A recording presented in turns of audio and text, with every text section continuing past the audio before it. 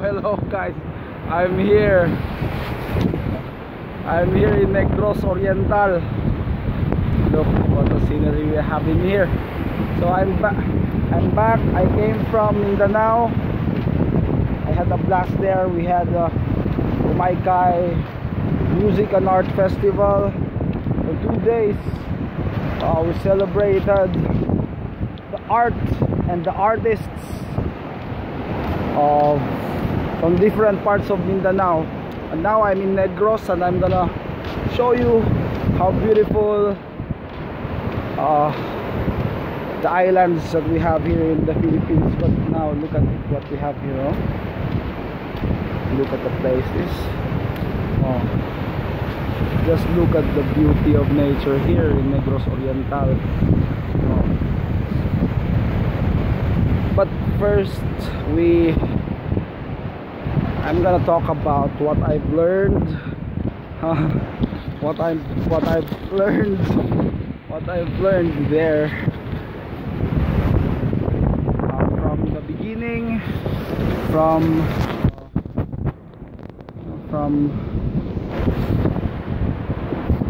the conceptualization of the festival. Because it took us like how many months to prepare, and how we should address, how we have to address some limitations due to minor changes. And I've learned that I've learned that problems should be addressed in a positive manner. We have to be constructive. We have to be constructive in dealing with those minor problems, which will eventually become major pains. But then look at what we have here. It's very beautiful, man. See, alone the beach.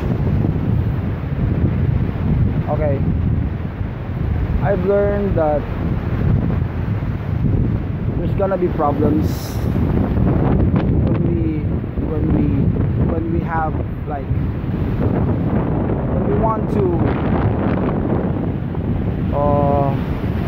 materialize some visions and some movements,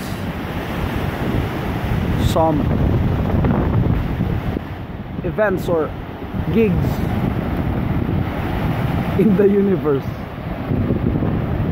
There's gonna be a problem, and there's gonna be limitations.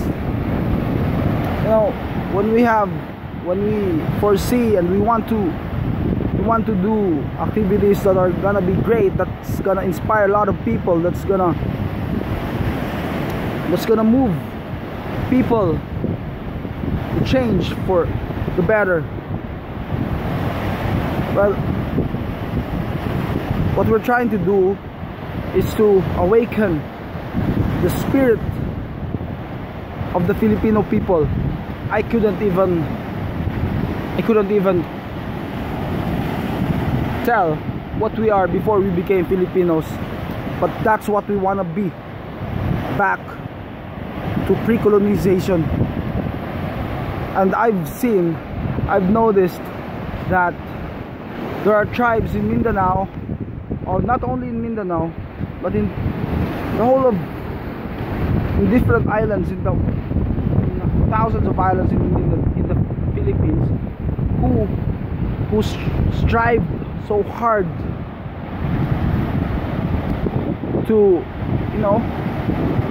let their cultural identity live. And I've seen it from their music and dance. What they did was they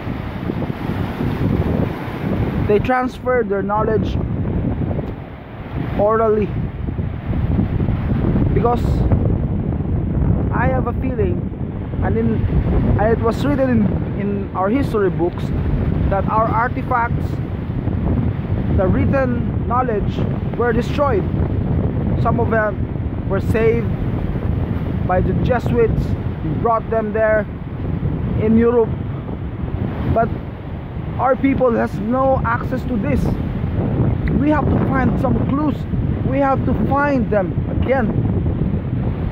Because I wake up in the morning and I look at myself, I see an American boy. My God. But anyway, let's move on.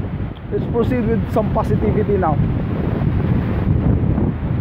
We're trying to decolonize our people. We're trying to respond to the call of freeing our people from mental slavery that's limiting our growth, our progress. You see? And how Carabao. Well, we don't know. We don't have a manual here. We don't have a manual. But I think we can do it through art. Yes, art, man. It has to be art. Not only painting, not only visual art, but every art forms. But in every art forms, because so that when it hits you, and I quote, one good thing about it is when it hits you, you feel no pain. Yeah, we're tired of revolutions. We're tired of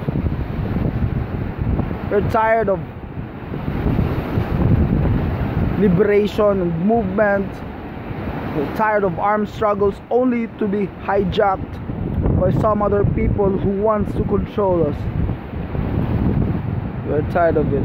I want, not only me, there's many of us who really want to be free. And what is freedom? What is freedom? Freedom is the ability to bring forth what's within, be it gifts, talents, abilities, to bring it out, bring it forth and show it to the people in order to help others, in order to serve, in order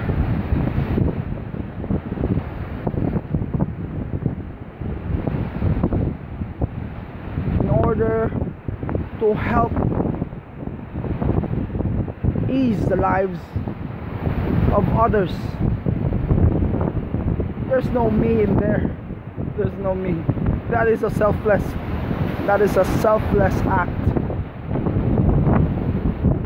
Otherwise, me and my friends are not gonna be willing to sacrifice. I saw that there are people who are willing to give without counting the cost. People there in Mindanao, because we've been looking for good people all along. We've been singing, where are the good people? But when we gathered there at Kumaykay during that festival, we saw huge crowd of good people, good and generous people. I was in awe. In fact, I cried.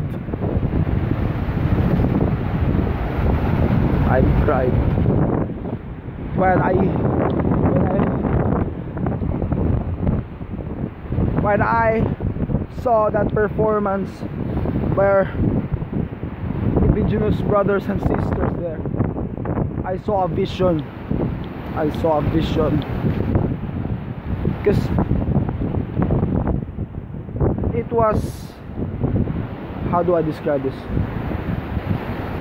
there's a little girl there dancing, and the dance, that what I've told earlier, that dance was passed orally and by example. I saw that little girl, the dance was like a little bird of, like, you could say Maya. What is Maya? It's a little bird. I thought it was a Maya, and then turns out that it was not a Maya. It was an eagle. It was an eagle, brothers and sisters. It looks like a Maya because it has small wings, but when I saw in the dance, in the movement, that when it truly spread its wings, I saw an eagle there. And you know what? Behind them, in that vision, behind were the musicians, and the people in front watching, the spectators are dancing. You see, when the left and the right hemisphere of the brain act as one, then we are gonna be able to bring forth the nature of the people in this archipelago. The problem that we're having is because we are not able to allow to bring forth these gifts, these talents, and so we disconnect with nature, we disconnect with the goodness, we disconnect with our ability to harness not only the people in the community but also nature. We are living in paradise, my friends. This is paradise, can't you see? Okay, if you ask other people who does not live here, who's living in the temperate areas, temperate regions, and in the subtropics, ask them, kindly draw a paradise, kindly describe paradise. Most probably they'll tell you about coconut trees, they'll tell you about warm waters, warm temperature, smiling people,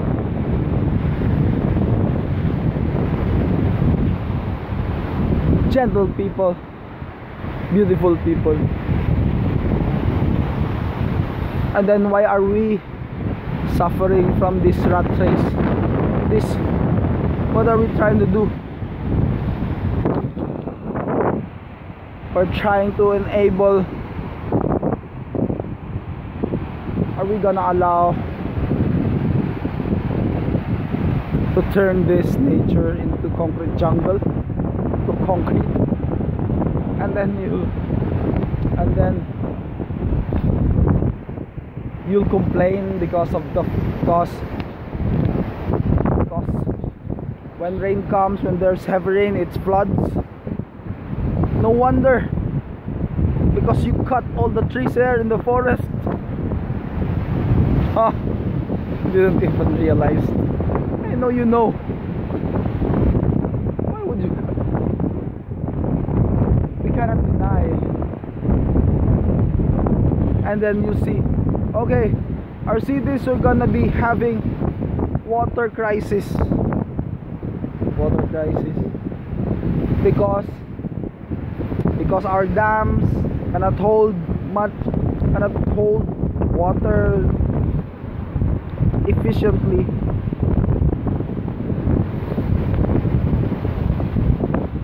But why can't it hold? Because there's no more sponge.